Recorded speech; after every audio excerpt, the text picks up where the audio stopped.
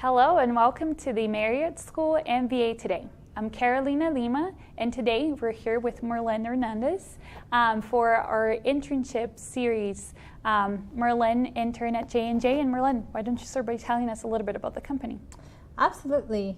Well, J&J is the largest healthcare company in the world, and it has three main operating companies. It's medical devices, pharmaceutical, and consumer. And I was in medical devices. That's interesting. So we know that J&J does not recruit on campus. So how did you land that internship?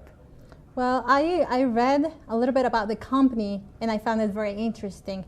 And I knew that they would be going to Nashimba. So I applied through the website, and they called me to have an interview in Nashimba precisely.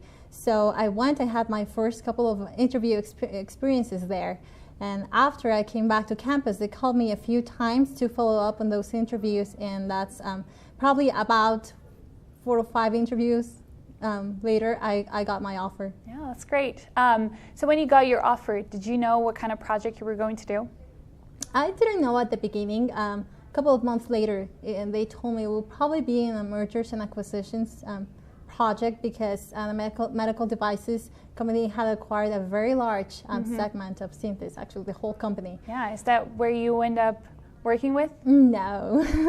I ended up working in a talent management project, very strategic, because it had to do with the 3 main priorities of the Latin American leadership team. So I was very glad that both of my projects had to do with something that was a top deal to them. Yeah, so talent management is very HR focused. So how did you feel your first year in knowledge education that you got helped you in that project? Well, it helped me a ton, especially because I have a finance background. So I knew that I needed that training from my MBA program, and I had it. All of my HR classes were very relevant, but also the other core classes, because they helped me have a strategic view of the projects that I had. Yeah, that's great. And you said that you interned at the Latin America headquarters, and I know you're from Mexico. Did you have a chance to go international?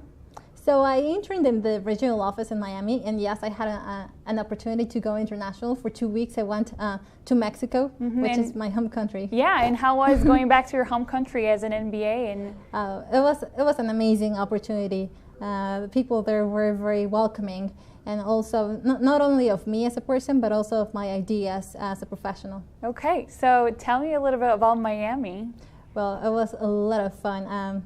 Very good for development opportunities, professionally speaking, but also for leisure. It's actually not like in the movies.